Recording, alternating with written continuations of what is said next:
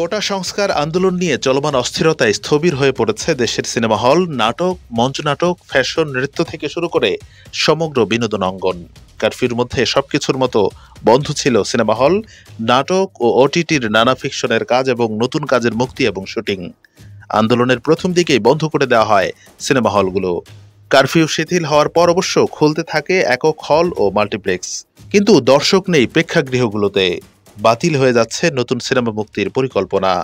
ক্ষতির মুখে প্রযোজক, পরিচালক, হল মালিক সহ সিনেমা সংশ্লিষ্ট সবাই, যা নতুন করে শঙ্কায় ফেলেছে ঢালিউডকে। ঈদের ৫ সপ্তাহে এসেও স্বাভাবিক পরিস্থিতির মধ্যে দর্শকদের সিনেমা নিয়ে আগ্রহ ছিল চোখে পড়ার মতো। সপ্তাহান্তে ভিড়ও দেখা গেছে। এর মধ্যে কারফিউ শিথিল হলে শুরু হয় কিছু কিছু সিঙ্গেল সিনেমা হল খোলা, কিন্তু হলে দর্শক না থাকায় ব্যবসায়িকভাবে ঢালিউড বড় ধরনের ক্ষতির মুখে পড়েছে। যে ক্ষতি হয়েছে তা কোনোভাবেই পোষানো যাবে না বলে মনে করেন প্রযোজকরা। এদিকে কোটা সংস্কার আন্দোলনের মধ্যে উদ্ভূত পরিস্থিতিতে টানা ১১ দিন ধরে বন্ধ ছিল ইন্টারনেট সেবা, প্রায় ২ সপ্তাহ বন্ধ ছিল ফেসবুক। এর ফলে কয়েক বছরে ইউটিউব ও ফেসবুককে কেন্দ্র করে নাটকের যে ক্ষেত্র তৈরি হয়েছে তা অনেকটাই থমকে গেছে। ৩৩টির মতো প্রযোজনা প্রতিষ্ঠান নিজস্ব ইউটিউব চ্যানেলে মুক্তির জন্য নাটক নির্মাণ করে। নাটকের অংশবিশেষ বা ক্লিপ ফেসবুকে প্রকাশ করেন। এতে দেশের বাইরে থেকে বিপুল অর্থ আসছে। ইন্টারনেট বন্ধ হওয়ায় বড় অঙ্কের লোকসানের মুখে পড়েছে ইউটিউব ভিত্তিক প্রযোজনা প্রতিষ্ঠানগুলো। ৫০টির মতো নতুন নাটকের মুক্তি আটকে গেছে।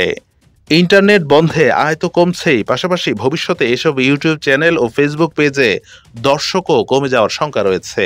ফলে এখান থেকে আয়ের যে ধারাবাহিকতা ছিল সেখানেও প্রভাব পড়বে। এমন পরিস্থিতিতে নতুন বিনিয়োগ করা কন্টেন্টও মুক্তি দেওয়া যাচ্ছে না। এতে করে এইসব প্রতিষ্ঠানের প্রায় ৫ কোটি টাকার নতুন বিনিয়োগ আটকে গেছে বলে জানা গেছে। এদিকে পরিস্থিতি কিছুটা স্বাভাবিক হলেও এখনও দুশ্চিন্তা কাটছে না নাটকের শুটিং নিয়ে।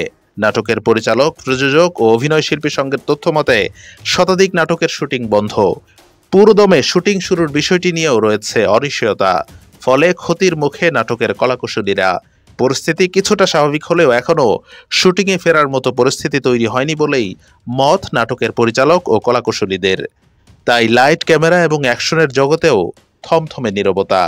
সকল ধোঁয়াশা কাটিয়ে শিগগিরই পরিস্থিতি স্বাভাবিক হবে, সুস্থভাবে আবারও কর্মযজ্ঞে ফিরবে দেশের বিনোদন ইন্ডাস্ট্রির মানুষজন, এমনটাই আশা।